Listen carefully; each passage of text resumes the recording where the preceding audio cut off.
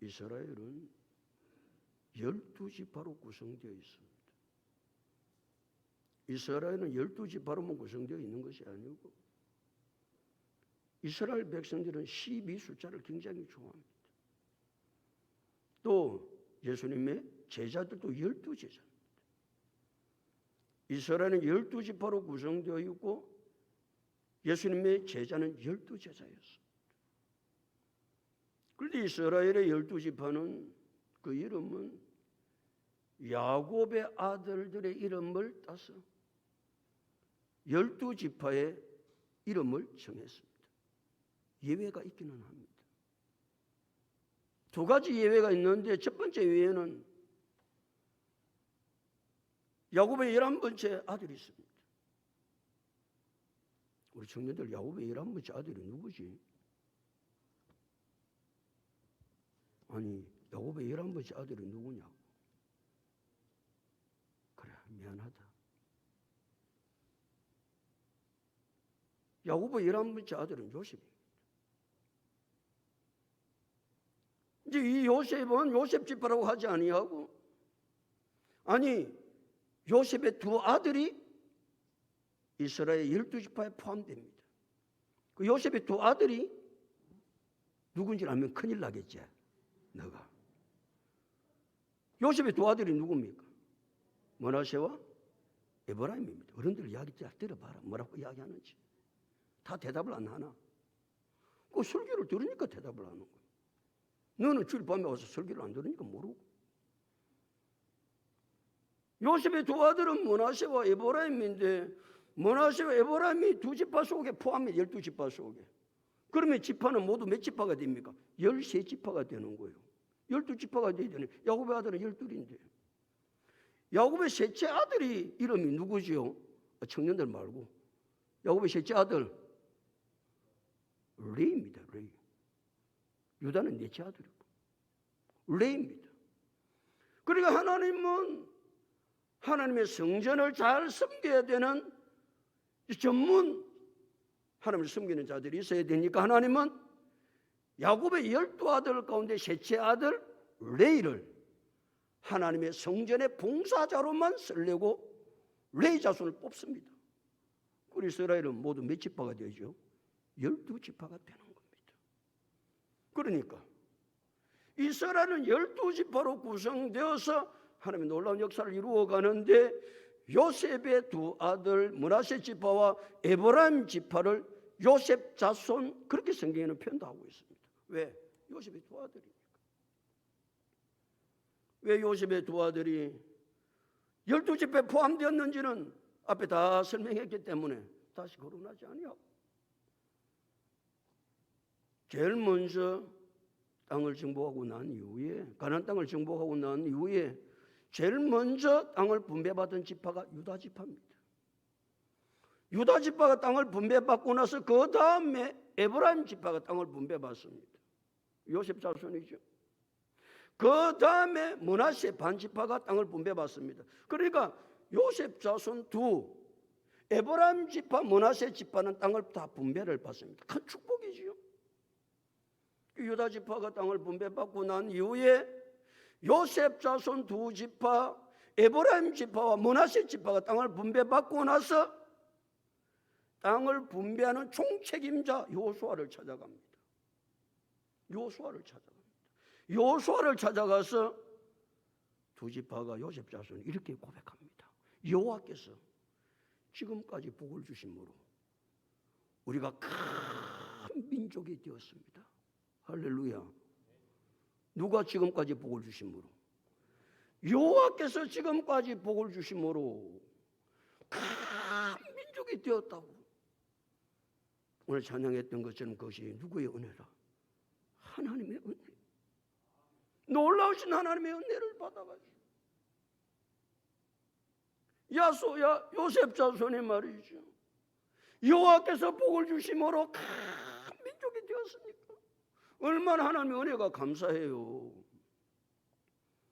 큰 민족이 되었다는 말은 두 가지 의미를 가지고 있는데 하나는 자손이 번성하다 그런 말입니다. 큰 민족이 되었으니까 숫자가 많다 그런 말은. 그러니까 자손이 번성하는 것은 하나님이 복을 주지 않으면 절대 안 된다. 아멘. 내가 많이 낳고 싶다고 낳아지는 게 아닙니다. 자손은, 자식은 여호와께 주시는 것이기 때문에 여호와께서 허락하지 아니하시면 절대 자손을 얻을 수가 없습니다. 또 큰 복을 받았다고 하는 이야기는 요셉 자손 중에 능력이 탁월한 자가 많이 나온 거예요. 배출이 된 거예요. 그러니까 말이죠. 다른 지파보다, 다른 자손보다 요셉 자손을 생각할 때 여호와께서 언제까지, 지금까지 무엇을 주심으로? 복을 주심으로 뭐가 되었다? 큰 민족이 되었습니다. 그러면 여러분 어떻게 해야 되죠? 여호와께서 지금까지 복을 주셔서 큰 민족이 되면 그 지도자 여호수아 앞에 찾아간 요셉 자손이 여호수아한테 뭐라고 이야기해야 되죠? 우리가 너무 큰 복을 받았는데 이 하나님의 은혜를 무엇으로 보답하면 좋겠습니까? 우리가 우리 자손이 나라와 민족을 위해서 할 일이 뭐 있습니까? 하나님께 영광 돌리고 하나님 앞에 헌신한 일이 있으면 우리 자손에게 맡겨주세요. 그래야 되지 않겠어요? 와, 아멘을 안 하노? 그게 정상적인 사람 아니에요? 여호와께서 지금까지 큰 복을 주셨어. 자손이 번성하고 능력이 타고난 자가 많았다고 한다면 지도자 앞에 찾아가서 이 은혜를 우리가 무엇으로 갚을 수 있겠습니까? 나라와 민족을 위해서 할 일이 없습니까? 우리가 하겠습니다. 하나님의 나라를 위해서 할 일이 있으면 다른 자손 말고 우리가 하겠습니다. 우리의 정상 아니에요? 여러분 그렇게 살 수 있기를 축복합니다. 하나님의 은혜를 주셨으면 그 은혜를 내가 무엇으로 보답할고? 그래야 되잖아. 내가 그 은혜를 무엇으로 보답할고? 내가 교회를 위해서, 하나님의 나라를 위해서 내가 할 일이 무엇이 있습니까? 이래야 정상 아니냔 말이에요. 은혜를 받았으면 그 은혜를 주었는데 요셉 자손은 어찌하여 한 제비와 한 기업만 주십니까? 불평을 하는 거예요. 이게 사람입니까? 어떻게 하나님이 그렇게 놀라운 은혜를 주셔가지고 큰 민족이 되었는데 하나님의 은혜 감사합니다. 우리가 이 은혜를 무엇으로 보답할까요? 이래야 정상인데 요셉 자손은 어찌하여 한 제비와 한 기업만 주십니까? 불평을 쏟아내는 불평을 쏟아내는 거예요. 성도는 두 가지 형태가 나옵니다. 첫 번째 형태는 하나님의 은혜를 깨닫고 감사하는 사람. 아멘. 하나님의 은혜를 깨닫고 감사하고 이것은 당연한 것이 아니고 전적인 하나님의 은혜입니다. 이렇게 반응을 보인 성도가 있습니다. 두 번째 반응, 하나님의 은혜를 주어도 은혜도 깨닫지도 못하고 불평하고 원망하고 그렇게 살아가는 인생이 있습니다. 둘 가운데 하나를 선택해야 합니다. 여러분 어떻게 살고 싶습니까? 하나님의 은혜를 주셨는데 그 은혜도 깨닫지도 못하고 내가 그 은혜를 무엇으로 보답할까요?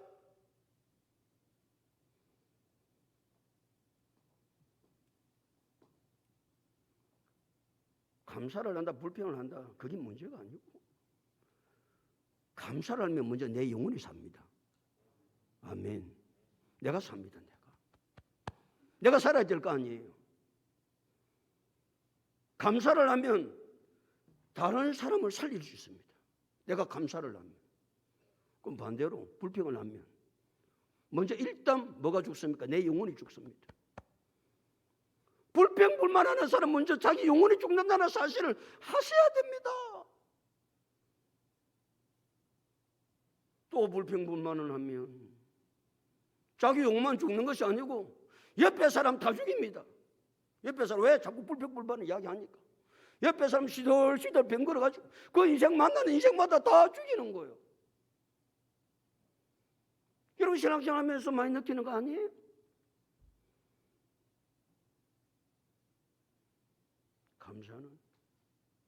감사하면 또 감사할 일이 생깁니다. 감사는 감사를 불러옵니다. 그럼 불만은 계속해서 불만을 불러옵니다. 그래서 사도 바울은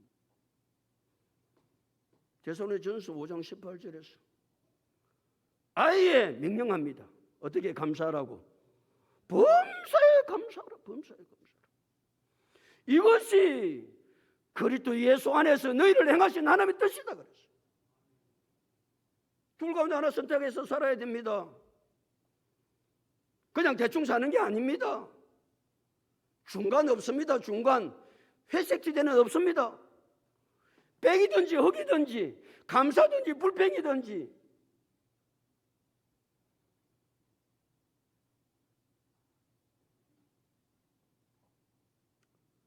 왜 요셉 자손이 그렇게 불평합니까?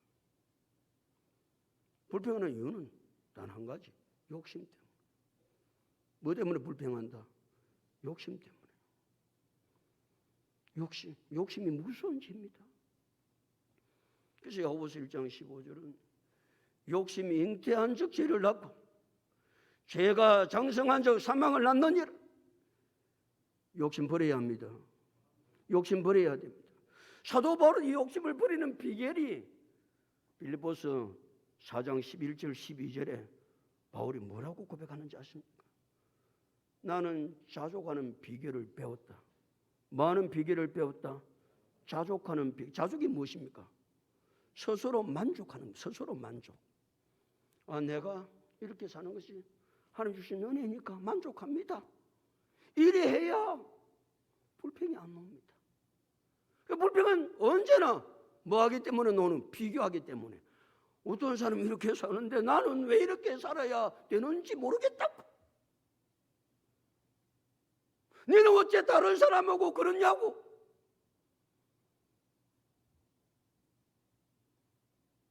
사도 바울이 고백합니다. 빌립보서 4장 11절에서 나는 자족하는 비결을 배웠다. 자족하는 비결을 배울 수 있기를 축복합니다. 무슨 일이든지 내 스스로 만족하다. 그래, 나는 이만하면 됐다. 내 주제에 이만하면 뭐 발랐다? 그런 말 안 쓰는가 봐요. 꿀 발랐다. 꿀 발랐다. 이만하면 꿀 발랐지 뭘 더 욕심을.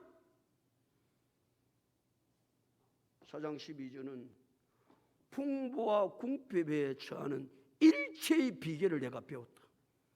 내가 풍부하는 데도 처하기도 하고 궁핍에도 처하는 일체의 비결을 내가 배웠기 때문에 나는 궁핍에도 감사, 나는 풍부에도 감사. 이래요 말이죠. 다 주님 앞에 감사. 엎드러져도 감사, 넘어져도 감사, 이래도 감사, 저래도 감사. 그런 삶을 하나님 살기를 원하시오. 아니, 성도는 그런 삶을 사는 것이 마땅하다. 왜요? 당연한 것 하나도 없고 모든 것이 하나님의 은혜이기 때문입니다. 그러니까 하나님의 은혜가 깨달아지면 말이죠. 입에서 감사밖에 없지 감사밖에. 감사합니다, 감사합니다. 그러니까 그 인생의 삶 속에는 감사거리가 계속 넘치는 거, 계속 넘치는 거. 이런 놀라운 삶을 살아갈 수 있는 우리 모두가 다 될 수 있기를 예수님의 이름으로 축복합니다. 15절 다 같이 보실 거예요. 15절 다 같이 읽겠습니다. 시작.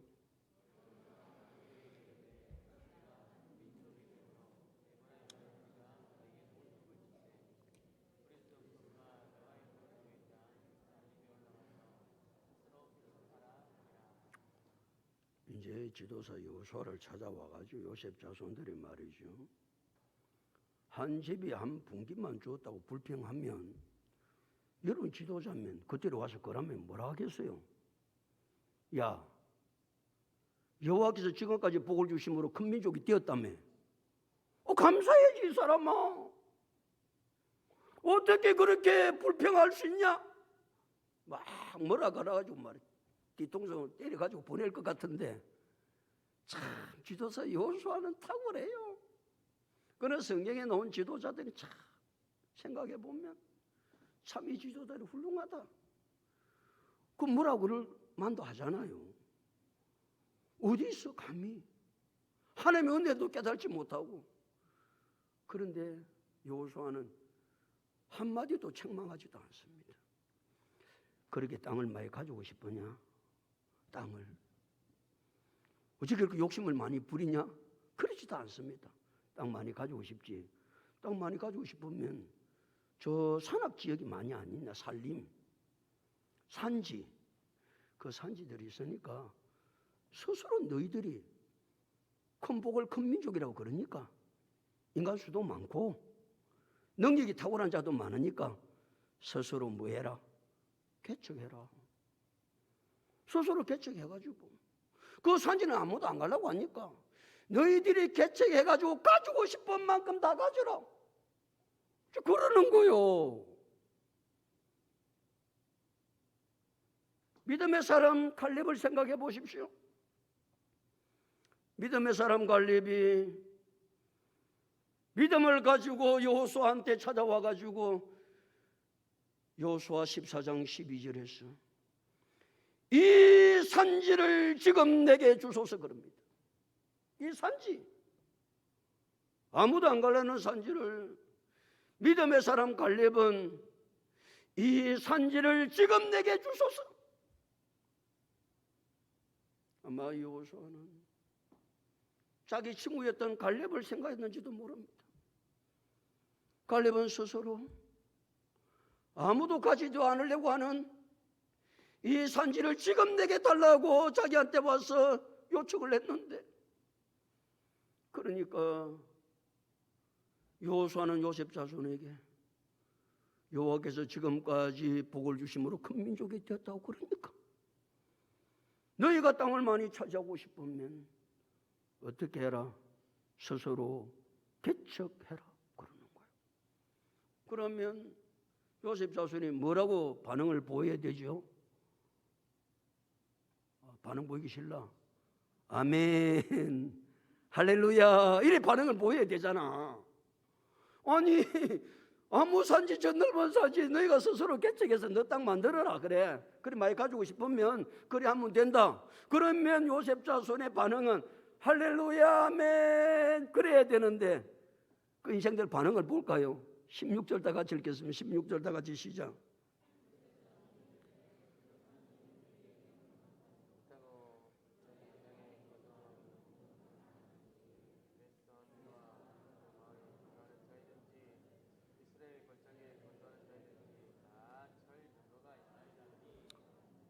뭐 때문에 개척 못하겠다는 거예요?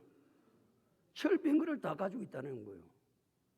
그 가나안 족속들 아직도 남아있는 족속들이 철병거가 있으니까 우리가 철병거 가지고 있는 그 산악지대 개척하다가 우리가 죽을 것 같으니까 우리는 못합니다. 좀 좋은 땅 주라니까요. 좋은 땅? 좀 좋은 땅, 편한 땅 좀 주지 뭘 산지를 우리 보고 스스로 개척하라고 그래요. 그러니까 그 인생들이 아멘이 안 되는 거예요. 할렐루야가 안 되는 거예요. 그러니까 불평을 다 하는 거예요. 더 보태는 거예요. 철병거를 가지고 있는데 우리가 어떻게 스스로 개척합니까? 그러면 지금까지 7년 동안 전쟁할 때 그들이 철병거 가지고 있지 않았습니까? 철병거 가지고 있었습니다. 철병거 가지고 있었다고. 그런데도 지금 가나안 7족속은 거의 다 진멸시키고 지파들에게 그 땅을 나누어줘서 그 지파들이 남은 잔당을 다 내어 쫓기를 하나님 원해서 지금 땅을 분배하고 있는 중에 있거든요. 이스라엘 자손이 모압 평지에서 요단강을 건너잖아요. 저들의 능력으로 건넜습니까? 하나님의 능력으로 요단강을 건넌 줄로 믿습니다. 제일 처음 선이 여리고성입니다. 여리고성을 자기들의 힘으로 여리고성을 무너뜨렸습니까? 아니오시다. 하나님이 도와주심으로 여리고성을 무너뜨렸습니다. 가나안 땅을 7년 동안 전쟁을 치릅니다. 7년 동안 전쟁을 치를 때 누가 도와주심으로? 여호와께서 도와주심으로. 그들이 그때도 철 빈 거 가지고 있었습니다. 그런데도 불구하고 여호와가 도와주심으로 그 철 빈 거를 가진 자들 다 진멸했습니다. 그렇다고 한다면 지금도 여전히 하나님 의지하고 나아가면 그 모든 것을 갈렙이 고백했던 것처럼 이 산지를 지금 내게 주소서, 내가 정복할 수 있습니다. 그렇게 고백해야 될 것인데 이 요셉 자손은 그렇게 하지 않습니다. 불평만 더 늘어놓습니다. 불만만 더 늘어놓습니다. 안 된다고만 이야기하고 있습니다. 그래 하면 말이죠. 또 지도자 여호수아가 확 성질이 날만한데 17절 18절을 보실 거예요. 17절 18절 다 같이 읽겠습니다. 시작. 여호수아가 다시 요셉의 족속 곧 에브라임과 므낫세에게 말하여 이르되 너는 큰 민족이요 큰 권력이 있은즉 한 국경만 가는 것이 아니라 그 산지도 내 것이 되리니 비록 살림이라도 내가 개척하라 그 끝까지 내 것이 되리라. 가나안 족속이 비록 철병거를 가졌고 강할지라도 내가 능히 그를 쫓아내리라. 아멘. 가나안 족속이 비록 무엇을 가졌고 철병거를 가졌고 말지라도 강할지라도 내가 능히 그를 말이라 쫓아내리라 말씀하고 있는 거예요. 능히 쫓아낼 수 있다. 누가 함께 하시면? 여호와께서 함께 하시면. 지금까지 7년 전쟁 속에 여호와께서 함께 하심으로 우리가 가나안 땅을 정복해 오지 않았냐? 우리가 무엇으로 정복했냐? 우리의 힘으로 했냐? 예수님께서 친히 마가복음 9장 23절 예수께서 이러시되 할 수 있거든요. 무슨 말이냐? 믿는 자에게는 능히 하지 못할 일이 없느니라. 우리가 전능하신 하나님을 의지하고 믿음으로 나아가면 능히 적들을 쫓아낼 수 있고 능히 승리할 수 있고 능히 주의 역사를 이루어갈 수 있는 줄로 믿습니다. 문제는 내가 믿음이 없는 것이죠. 문제는 전능하신 하나님을 의지하지 않는 것이죠.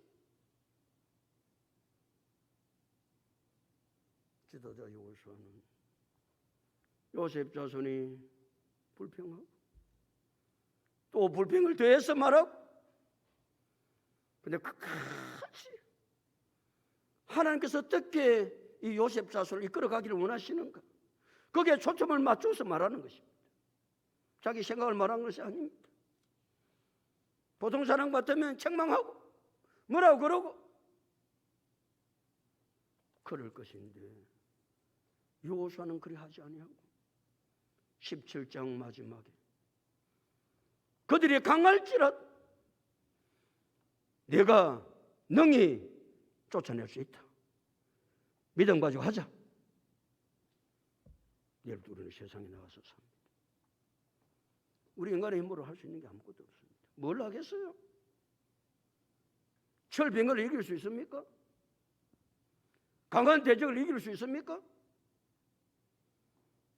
그래 여호와께서 우리와 함께 하시고 우리를 도와주시면 능히 이룰 수 있는 줄로 믿고 여호와를 신뢰하고 믿음을 가지고 이 한 주간 승리할 수 있는 우리 모두가 다 될 수 있기를 예수 그리스도 이름으로 축복합니다.